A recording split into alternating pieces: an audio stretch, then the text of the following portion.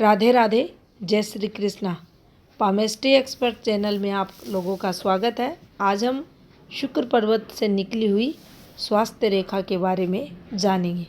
तो देखिए, कुछ इस प्रकार से हमारी हथेली पर जीवन रेखा रहती है।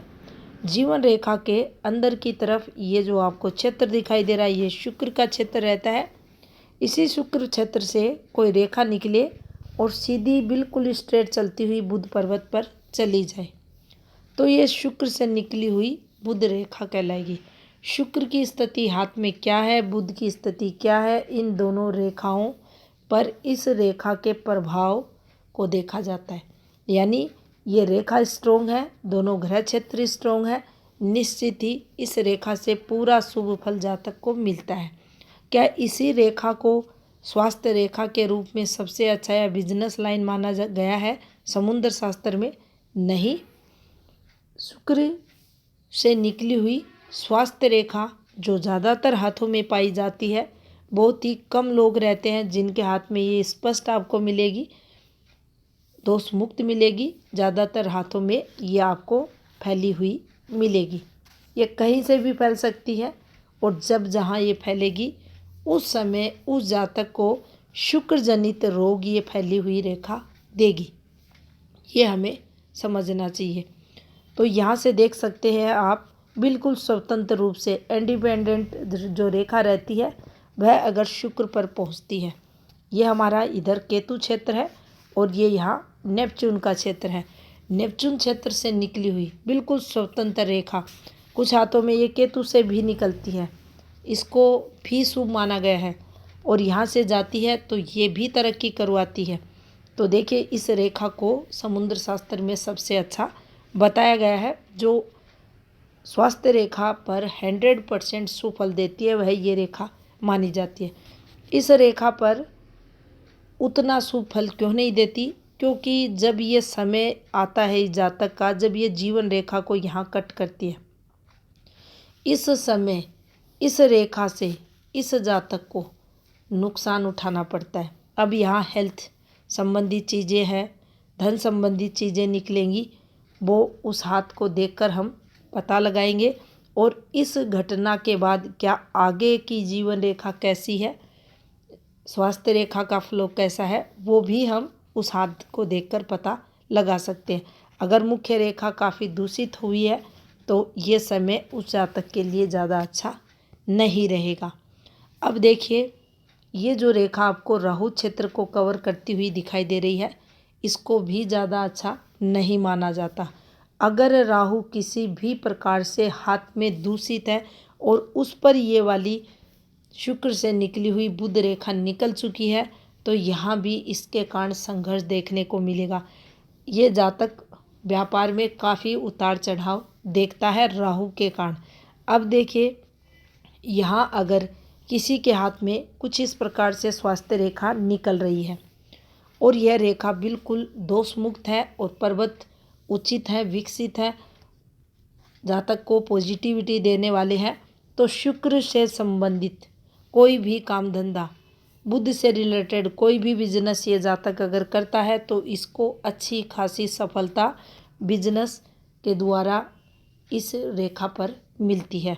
रेखा अगर दूषित नहीं है तो ये भी संकेत मिलता है, हाँ, आयु का ये समय, जिस समय ये रेखा कट करती है, हाँ, यहाँ कुछ दिक्कतें होंगी, लेकिन बाकी जो समय रहेगा जातक की आयु भी लंबी होगी, जातक पूर्ण आयु को प्राप्त भी करता है, जातक का स्वास्थ्य भी अच्छा रहता है, बिजनेस द्वारा अच्छी तरक्कियाँ भी ये जातक करता हुआ मिलता है। लेकिन जब यह रेखा अगर फैल जाती है, अब ये कहाँ फैल रही है? प्रारंभ में आपको फैलती हुई दिखेगी। बहुत सारे हाथ रहते हैं जिन पे प्रैक्टिकल मैंने भी पाया है, ये रेखा ऐसे मिलेगी आपको और यहाँ जब ये कट करती है तो इसके बाद ये रेखा फैल जाती है। अब देखिए, जब ये रेखाएं फैलती हैं तो इसका मतलब यहाँ क्या होता है? जब ये दोनों रेखाएं फैलकर एक इस प्रकार से फॉर्मेशन बना देती हैं, उल्टा वी का साइन बना देती हैं, तो हमें ये समझ लेना चाहिए इस जातक की यहाँ दो चीज़ें निकलेंगी। पहली, स्टार्टिंग टाइम ऑफ पीरियड, यानी शुरुआती जो समय रहता है युवा अवस्था का, उस समय शुक्र जनित रोग 100% इस जातक को मिलेंगे। एज की बात करें तो ये एज इस जातक की कम से कम अगर आप मान के चलें तो यहाँ ये 20 वर्ष के समथिंग का समय, 2-4 वर्ष आगे नीचे भी ये हो सकता है, क्योंकि इस जीवन रेखा का जो फ्लो रहता है, जैसे इस हाथ में काफ़ी बाहर से निकली है, कुछ हाथों में यहाँ से निकलेगी और कुछ हाथों में बिल्कुल यहाँ से इन क्षेत्रों को कम कवर करेगी।